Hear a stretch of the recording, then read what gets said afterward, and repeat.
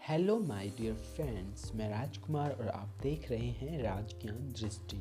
आज हम बात करने जा रहे हैं कक्षा 12वीं के भूगोल पुस्तक के मानव भूगोल के मूल सिद्धांतों की, जिसमें हम अध्याय 6 की चर्चा कर रहे हैं। और हमारा यह दूसरा वीडियो है जिसमें हम विनिर्माण उद्योगों का वर्गीकरण जानेंगे। और हम जानेंगे कि इनका वर्गीकरण किन आधारों पर होता है और उद्योगों के कौन कौन से प्रकार हैं और उद्योग कौन कौन से हैं।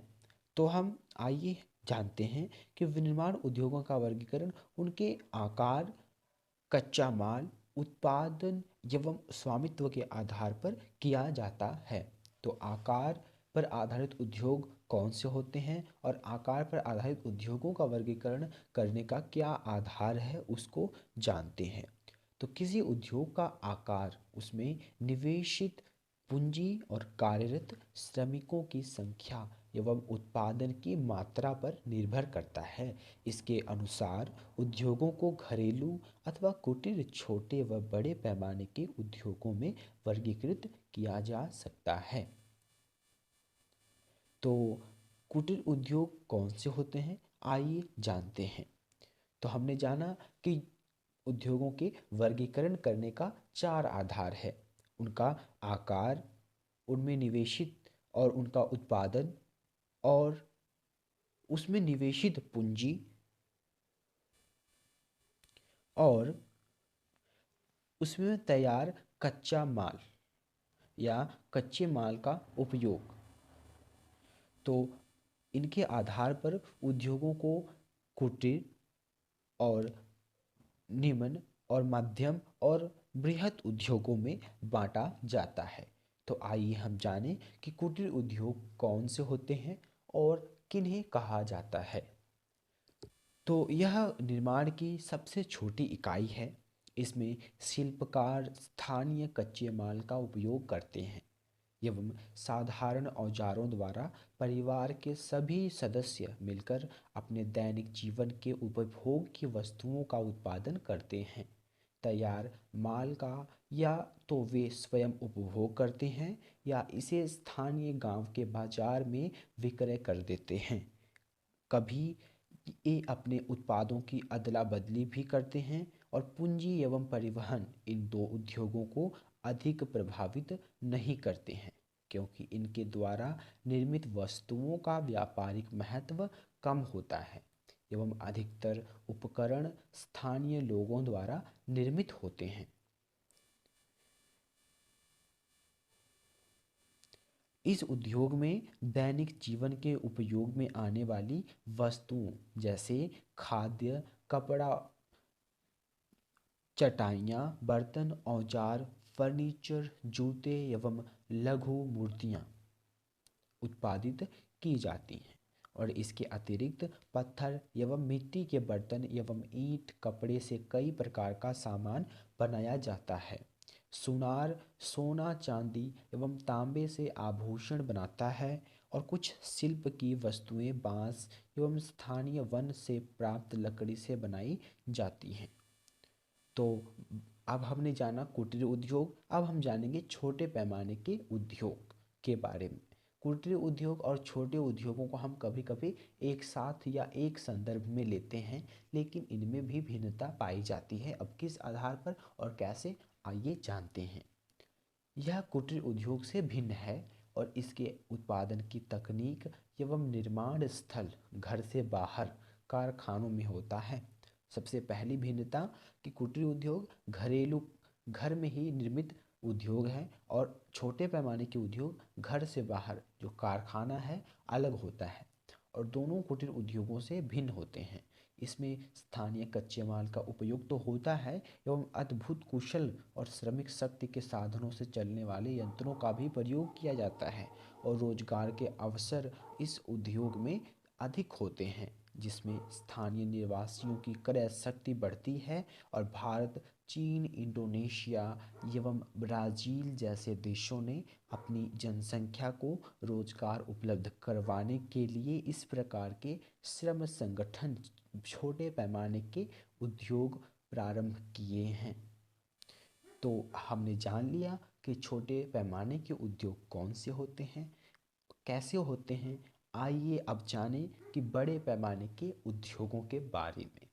तो बड़े पैमाने के उद्योग के एक विशाल बाजार और विभिन्न प्रकार का कच्चा माल, शक्ति के साधन और कुशल श्रम, विकसित प्रौद्योगिकी, अधिक उत्पादन एवं अधिक पूंजी की आवश्यकता होती है। पिछले 200 वर्षों में इसका विकास हुआ है। पहले यह उद्योग केवल ग्रेट ब्रिटेन, संयुक्त राज्य अमेरिका के पूर्वी भाग एवं यूरोप में लगातार लगाए जा रहे थे, परंतु वर्तमान में इसका जो विस्तार है विश्व के सभी देशों और भागों में पाया जाता है। तो विश्व के जो प्रमुख औद्योगिक प्रदेशों को उनके बृहत और बड़े पैमाने के उद्योगों पर किए गए निर्माण के आधार पर दो समूहों में भी बांट सकते हैं। पहला कि परंपरागत बृहत औद्योगिक प्रदेश जिनके समूह कुछ अधिक विकसित देशों में ही हैं, और दूसरा कि उच्च प्रौद्योगिकी वाले बृहत औद्योगिक प्रदेश जिनका विस्तार कम विकसित देशों में हुआ है। तो आइए हम जानें कि कच्चे माल पर आधारित उद्योग कौन से होते हैं। अब हम जानेंगे कि कच्चा माल पर आधारित उद्योगों का वर्गीकरण जो है 5 शीर्षकों के अंतर्गत किया जाता है। अब कच्चे माल के आधार पर भी उद्योगों को हम 5 भागों में बांट सकते हैं। पहला कृषि आधारित उद्योग, दूसरा खनिज आधारित उद्योग, और तीसरा रसायन आधारित उद्योग, चौथा वन आधारित उद्योग, और पांचवा हमारा है पशु आधारित उद्योग। तो आइए एक एक करके इन सब के बारे में जानते हैं। तो सबसे पहला है कृषि आधारित उद्योग। खेतों से प्राप्त कच्चे माल को विभिन्न प्रक्रियाओं द्वारा तैयार माल में बदलकर विक्रय हेतु ग्रामीण एवं नगरीय बाजारों में भेजा जाता है। और प्रमुख कृषि आधारित उद्योग में भोजन तैयार करने वाले उद्योग शक्कर, आचार, फलों के रस, पेय पदार्थ, चाय, कॉफ़ी, कोकोआ, मसाले, तेल एवं वस्त्र, सूती, रेशमी, जूट तथा रबड़ उद्योग आते हैं। और आजकल तो भोजन प्रसंस्करण यानी कि भोजन को संभाल कर रखना एक लंबे समय तक, तो कृषि से तैयार खाद्य में मलाई, क्रीम का जो उत्पादन है, डिब्बाबंद खाद्य पदार्थ और फलों से प्राप्त खाद्य तैयार करना एवं मिठाइयाँ सम्मिलित की जाती हैं। और खाद्य को सुरक्षित रखने के लिए जो खाने की वस्तुएं हैं उनको लंबे समय तक सुरक्षित रखने के लिए जो प्राचीन काल से ही चली आ रही विधियां हैं उनको उपयोग में लाया जाता है। जैसे उनको सुखाकर, संसाधन कर या अचार के रूप में तेल या सिरका आदि डालकर रखना।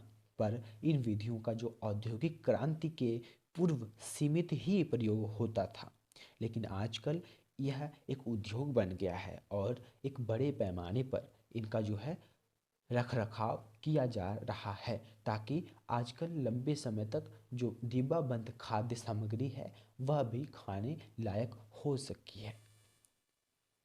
तो कृषि व्यापार एक प्रकार की व्यापारिक कृषि ही है जो कि औद्योगिक पैमाने पर की जाती है, और इसका वित्त पोषण प्रायः वह व्यापार करता है जिसकी मुख्य रुचि कृषि के बाहर हो। कृषि व्यापार फार्म से आकार में बड़े होते हैं और यांत्रिक रसायनों पर निर्भर एवं अच्छी संरचना वाले होते हैं। इनका कृषि कारखाना भी कहा जाता है। तो खनिज आधारित उद्योगों के बारे में अब हम जानते हैं। तो इन उद्योगों में खनिजों को कच्चे माल के रूप में प्रयोग किया जाता है। कुछ उद्योग लौह अंश वाले धात्विक खनिजों का उपयोग करते हैं, जैसे कि लौह इस्पात उद्योग, जबकि कुछ अलौह धात्विक खनिजों का उपयोग करते हैं, जैसे कि एल्युमिनियम, तांबा एवं जवाहरात उद्योग। सीमेंट उद्योग या मिट्टी के बर्तन आदि उद्योगों में अधात्विक खनिजों का प्रयोग होता है।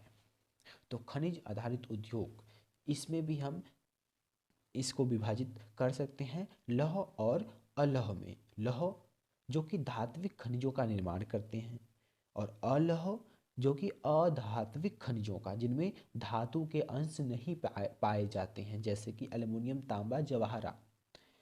और इसके अतिरिक्त हम अधात्विक, धात्विक को हम दो भागों लौह अलौह, और अब हम उस खनिज को अधात्विक में भी विभाजित करते हैं, जिसको हम सीमेंट और मिट्टी के बर्तन, टाइल्स, पत्थर का निर्माण शामिल है।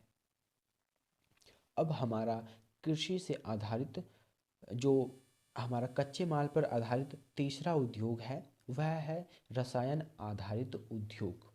इसमें इस प्रकार के उद्योगों में प्राकृतिक रूप में पाए जाने वाले रासायनिक खनिजों का उपयोग होता है, जैसे कि पेट्रो रसायन उद्योग में खनिज तेल, पेट्रोलियम का उपयोग होता है। नमक, गंधक एवं पोटाश उद्योगों में भी प्राकृतिक खनिजों को काम में लेते हैं। कुछ रासायनिक उद्योग लकड़ी एवं कोयले से प्राप्त कच्चे माल पर भी निर्भर करते हैं। और रसायन उद्योग के अन्य उदाहरण हैं कृत्रिम रेशे बनाना, प्लास्टिक का निर्माण आदि। अब हम कच्चे माल पर आधारित हमारा जो चौथा उद्योग है, वह है वनों पर आधारित उद्योग। तो वनों से प्राप्त कई मुख्य एवं गौण उपज कच्चे माल के रूप में उद्योगों में प्रयुक्त होती हैं। फर्नीचर उद्योग के लिए इमारती लकड़ी, कागज उद्योग के लिए लकड़ी, बांस एवं घास तथा लाख उद्योग के लिए लाख वनों से ही प्राप्त होती है। तो अब हमारा कच्चे माल पर आधारित पांचवा उद्योग, वह है पशु आधारित उद्योग। तो चमड़ा एवं ऊन पशुओं से प्राप्त प्रमुख कच्चा माल है। चमड़ा उद्योगों के लिए, चमड़ा एवं ऊनी वस्त्र उद्योग के लिए ऊन पशुओं से ही प्राप्त की जाती है। और हाथी दांत उद्योग के लिए दांत भी हम हाथी से मिलता है। और पशु आधारित उद्योग में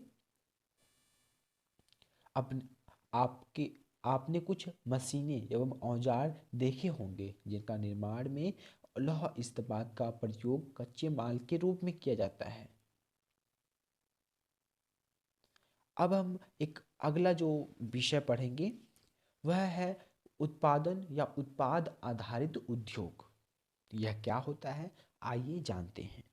तो हमने मशीनें एवं औजार देखे होंगे, जिनके निर्माण में लौह इस्पात का जो है प्रयोग कच्चे माल के रूप में किया जाता है। लौह इस्पात स्वयं में एक उद्योग है, और वे उद्योग जिनके उत्पादन को अन्य वस्तुएं बनाने के लिए कच्चे माल के रूप में प्रयोग किया जाता है। जैसे मैंने पहले भी उदाहरण दिया था, अब भी दे देता हूँ कि मान लो हमने चीनी उद्योग लगाया। अब चीनी उद्योग जो है, चीनी का निर्माण गन्ने से होगा, और चीनी जो गन्ने की पिसाई कर और अलग अलग प्रक्रियाओं से गुजर कर गन्ने के रस से चीनी का निर्माण किया जाता है। लेकिन जो गन्ने की पिसाई है, पिराई है, और उससे गन्ने से रस निकालना है और उसको उबालना है, पकाना है, और उससे चीनी बनाने की जो प्रक्रियाओं में जिन मशीनों का प्रयोग किया जा रहा है, उन मशीनों का निर्माण भी तो किसी अन्य उद्योगों में हुआ होगा। तो उन उद्योगों का निर्माण करना, उन मशीनों का जो निर्माण हुआ है और उन मशीनों का जो निर्माण है जिन उद्योगों में होता है, और उस निर्मित मशीनों को फिर अलग से हम चीनी मिल में हमने जब स्थापित किया और लगाया उन मशीनों को, तो इस तरह की प्रक्रिया को उत्पादन आधारित या उत्पाद आधारित उद्योग कहा जाता है। अब वस्त्र निर्माण के लिए जो वस्त्र उद्योग में लगने वाली मशीनें हैं, उनका निर्माण जो है करना, और उस निर्मित मशीनों का जो उनको लगाया जाना है वस्त्र उद्योग में, इस तरह से यह उदाहरण क्या है, उत्पादन आधारित उद्योग का है। इसमें उपभोक्ता वस्तु उद्योग के ऐसे सामान का उत्पादन करते हैं जो प्रत्यक्ष रूप में उपभोक्ता का उपभोग कर लिया जाता है। अब एक सरल उदाहरण है रोटी या ब्रेड, बिस्कुट, चाय या साबुन की। अब यह चीज़ें जो है सीधे फैक्ट्री में जो है कारखानों में निर्मित होती हैं और वहाँ से निकलने के बाद सीधा इनका जो उपभोग करने वाला उपभोक्ता है, जो ग्राहक है, सीधे इनको खरीद कर इनका उपभोग कर लेता है।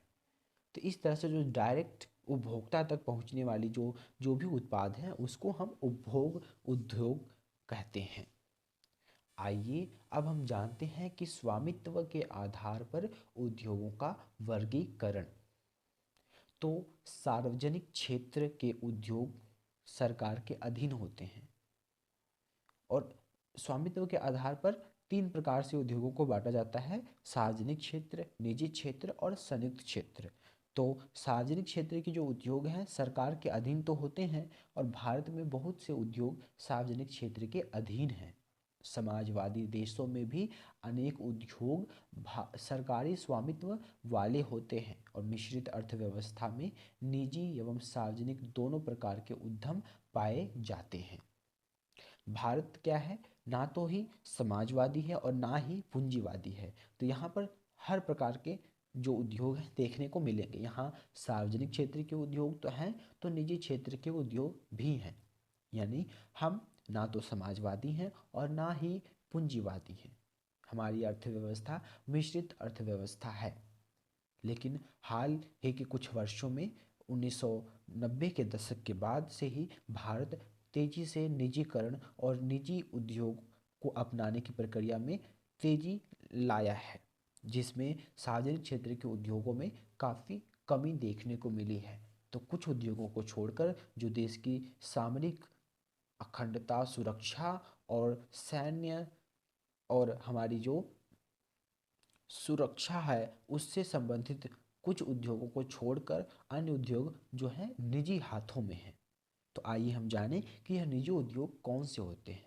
तो निजी क्षेत्र के उद्योगों का जो स्वामित्व है वह व्यक्तिगत या किसी निजी निवेशकों के पास होता है और यह निजी निवेशक निजी संगठनों द्वारा संचालित होते हैं। पूंजीवादी देशों में अधिकतर जो उद्योग हैं निजी क्षेत्र में पाए जाते हैं। पूंजीवादी देश कौन से?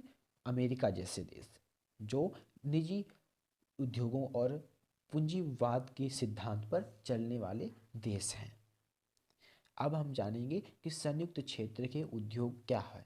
तो संयुक्त क्षेत्र के उद्योग का संचालन संयुक्त कंपनी के द्वारा या निजी कंपनी या सार्वजनिक क्षेत्र की कंपनी के संयुक्त प्रयास द्वारा किया जाता है। क्या आप इस प्रकार के उद्योग की सूची बना सकते हैं? आइए अब हम जानें कि परंपरागत बड़े पैमाने वाले उद्योग औद्योगिक प्रदेश कौन से हैं। परंपरागत बड़े पैमाने वाले उद्योग यानी कि जो बड़े पैमाने के उद्योग जहाँ पर लगाए गए हैं और वहाँ उन परंपरागत सबसे शुरुआती की जो विधियाँ और जो जिन भी तकनीकों का उपयोग जो किया करके और एक बड़े पैमाने के उद्योगों का निर्माण किया गया है, ऐसे हम औद्योगिक प्रदेशों की पहचान करेंगे। तो यह भारी उद्योग के क्षेत्र होते हैं और जिसमें कोयला खदानों के समीप स्थित धातु पिघलाने वाले उद्योग, भारी इंजीनियरिंग और रसायन निर्माण और वस्त्र उत्पादन इत्यादि का कार्य किया जाता है। इन्हें धुएं की चिमनी वाला उद्योग भी कहते हैं। तो परंपरागत औद्योगिक प्रदेश के निम्न पहचान बिंदु हैं, यानी कि हम इन उद्योगों को पहचान कैसे सकते हैं। तो निर्माण उद्योग में रोजगार का अनुपात ऊंचा होता है। उच्च गृह घनत्व जिसमें घर घटिया प्रकार के होते हैं एवं सेवाएं अपर्याप्त होती हैं। वातावरण अनाकर्षक होता है जिसमें गंदगी के ढेर व प्रदूषण होता है। बेरोजगारी की समस्या और उत्प्रवास और विश्वव्यापी मांग कम होने से कारखाने बंद होने के कारण परित्यक्त भूमि का क्षेत्र होता है। आइए हम जानें कि जर्मन का रूहर कोयला क्षेत्र और इसके बारे में। यह लंबे समय से यूरोप का एक प्रमुख औद्योगिक प्रदेश रहा है और कोयला, लोहा एवं इस्पात यहाँ अर्थव्यवस्था का एक प्रमुख आधार रहा है। पर कोयले की मांग में कमी आने के कारण उद्योग संकुचित होने लगा। यहाँ लौह अयस्क समाप्त होने पर भी जलमार्ग से आयातित अयस्क का जो प्रयोग करके उद्योग कार्यशील रहा है। जर्मन के इस्पात उत्पादन का जो 80% रूहर से ही प्राप्त होता है। औद्योगिक ढांचे में परिवर्तन के कारण कुछ क्षेत्रों के उत्पादन में गिरावट आई है एवं प्रदूषण व औद्योगिक अपशिष्ट की समस्या भी होने लगी है। अब रूहर के भविष्य की संपन्नता कोयले व इस्पात के बजाय नए औद्योगिक क्षेत्र, ओपेल कार बनाने का विशाल कारखाना और नए रासायनिक संयंत्र, विश्वविद्यालय स्थापित इत्यादि की आधारित है। यहाँ खरीदारी के बड़े बड़े बाजार बन गए हैं और जिससे एक नया रूहर भूदृश्य विकसित हो रहा है। अब हम जानेंगे कि लौह इस्पात उद्योग क्या है। तो लौह इस्पात उद्योग सभी उद्योगों का आधार है। कैसे? क्योंकि कोई भी उद्योग है उसमें किसी न किसी तरह की मशीनरी और मशीनों का उपयोग लगाया जाना आवश्यक है। और अब यहाँ पर महत्व यह हो जाता है कि उन मशीनों का निर्माण कहाँ हुआ है। उन मशीनों का निर्माण होता है लौह इस्पात उद्योगों में। इसलिए लौह इस्पात उद्योग को हम सभी उद्योगों का आधार कहते हैं। इसलिए इसे आधारभूत उद्योग भी कहा जाता है। यह आधारभूत इसलिए है क्योंकि यह अन्य उद्योग जैसे कि मशीन और औजार जो आगे उत्पादों के लिए प्रयोग किए जाते हैं को कच्चा माल प्रदान करता है। इसे भारी उद्योग भी कहते हैं क्योंकि इसमें बड़ी मात्रा में भारी भरकम कच्चा माल प्रयोग में लाया जाता है एवं इसके उत्पाद भी भारी होते हैं। लोहा निकालने के लिए लौह अयस्क को झोंका भट्टियों में कार्बन, कोक एवं चूना पत्थर के साथ प्रगलन किया जाता है। पिघला हुआ लौह बाहर निकलकर जब ठंडा हो जाता है तो उसे कच्चा लोहा कहते हैं और इसी कच्चे लोहे में मैग्नीज मिलाकर इसका जो इस्पात बनाया जाता है। परंपरागत रूप से बड़े इस्पात उद्योग की स्थिति कच्चे माल के स्रोत के समीप ही रही है, जहां लौह अयस्क, कोयला, मैग्नीज एवं चूना पत्थर आसानी से उपलब्ध हो जाता है।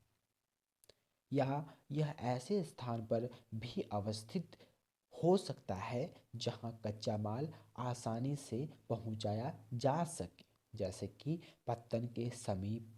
परंतु छोटे इस्पात कारखाने जिनका निर्माण और प्रचालन कम महंगा है की अवस्थिति के लिए कच्चा माल की अपेक्षा बाजार का समीप होना अधिक महत्वपूर्ण होता है, क्योंकि कच्चे माल के रूप में रद्दी धातु बाजार से उपलब्ध हो जाती है और परंपरागत रूप से अधिकतर इस्पात का उत्पादन विशाल संगठित संयंत्रों द्वारा ही किया जाता था। पर अब छोटे इस्पात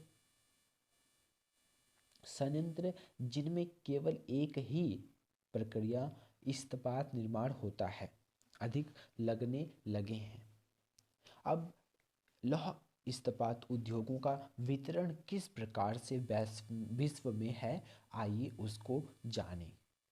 तो यह एक जटिल उद्योग है जिसमें अधिक पूंजी की आवश्यकता होती है तथा उत्तरी अमेरिका, यूरोप एवं एशिया के विकसित देशों में इसका केंद्रीकरण है।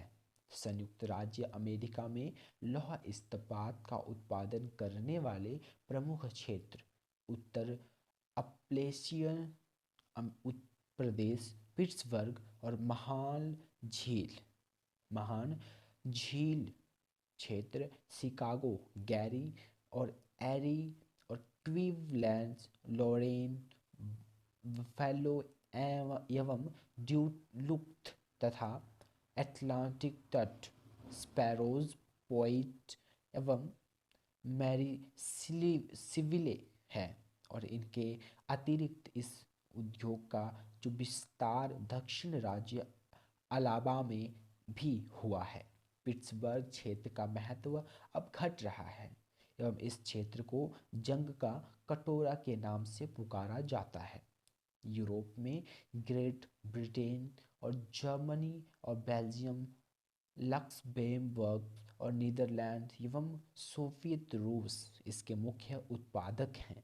ग्रेट ब्रिटेन में बर्मिंघम एवं शैफील्ड, जर्मन में डुइसबर्ग और डोर्टमुंड और डुसल्डोर्फ एवं एसेन, फ्रांस में ली क्रीसोट एवं सेंट एटीनी और सोवियत रूस में मॉस्को, सेंट पीटर्सबर्ग और लिपेटस्क एवं तुला, यूक्रेन में क्रिबोई, सॉग एवं डोनेत्स्क प्रमुख इस्पात केंद्र हैं। एशिया महाद्वीप में जापान में नागासाकी एवं टोक्यो और योकोहामा और चीन में शंघाई, तिनस्तिन एवं वुहान एवं भारत में जमशेदपुर, खुल्टी, बुरहानपुर, दुर्गापुर, राउरकेला, भिलाई, बोकारो, जमशेदपुर, सेलम और विशाखापट्टनम एवं भद्रावती प्रमुख केंद्र हैं। उपयुक्त सभी केंद्रों को हम पहचान जो है इनकी कर सकते हैं। तो सूती कपड़ा उद्योग क्या है, आइए जानें। तो इस उद्योग में सूती कपड़े का निर्माण हथकरघा बिजली और करघा एवं कारखानों में किया जाता है। हथकरघा क्षेत्र में अधिक श्रमिकों की आवश्यकता होती है एवं यह अर्धकुशल श्रमिकों को रोजगार प्रदान करता है। पूंजी की आवश्यकता भी इसमें कम होती है। स्वतंत्रता के आंदोलन में महात्मा गांधी ने खादी के उपयोग पर आखिरकार क्यों बल दिया था? ताकि जो हमारा सूती वस्त्र उद्योग है और मजबूत हो सके और हमारी जो विदेशी कपड़ों पर निर्भरता है वह कम हो सके और भारतीय लोगों को रोजगार और कुटीर उद्योग और घरेलू और छोटे मध्यम उद्योगों को बढ़ावा मिल सके। इसके अंतर्गत अब हम जानेंगे कि सूत की कताई, बुनाई आदि का कार्य जो है किया जाता है। बिजली करघों से कपड़ा बनाने में यंत्रों का प्रयोग किया जाता है। अंततः इसमें श्रमिकों की कम आवश्यकता पड़ती है एवं उत्पादन भी अधिक होता है। कारखानों में कपड़ा बनाने के लिए अधिक पूंजी की आवश्यकता होती है, परंतु इसमें अच्छे प्रकार के कपड़ों का बहुत अधिक मात्रा में उत्पादन किया जाता है। सूती वस्त्र के लिए कच्चे माल के रूप में अच्छी किस्म की कपास चाहिए और विश्व के 50% से अधिक कपास का उत्पादन भारत, चीन, संयुक्त राज्य अमेरिका, पाकिस्तान, उज्बेकिस्तान एवं मिस्र में किया जाता है। तो ग्रेट ब्रिटेन, उत्तरी पश्चिमी यूरोप के देश एवं जापान भी आयातित धागे से सूती कपड़े का उत्पादन करते हैं। अकेला यूरोप विश्व का लगभग आधा कपास आयात करता है और वर्तमान में इस उद्योग को कृत्रिम रेशे से प्रतिस्पर्धा करनी पड़ रही है, जिसके कारण अनेक देशों में इसके नकारात्मक प्रवृत्ति देखी जा रही है और वैज्ञानिक प्रगति एवं तकनीकी सुधार से उद्योगों की संरचना एवं परिवर्तन होता है।